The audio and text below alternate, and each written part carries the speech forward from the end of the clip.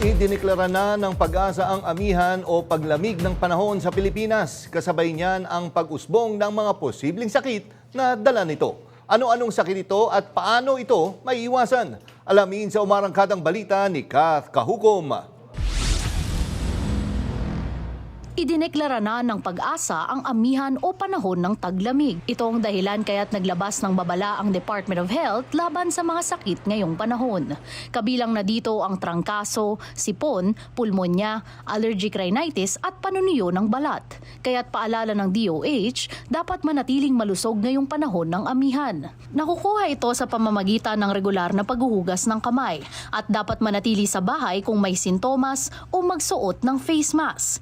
Tiyakin hindi na laging umiinom ng maraming tubig at magpahid ng moisturizer o lotion araw-araw. Payo pa ng DOH, agad na magpakonsulta kung may nararamdaman. Ayon sa Pag-asa, sa Enero at Pebrero ang peak na inaasahang lamig.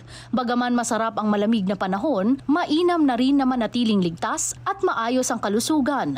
Ako si Kath Kahukom ng PRTV News, nagseserbisyo para sa Pilipino.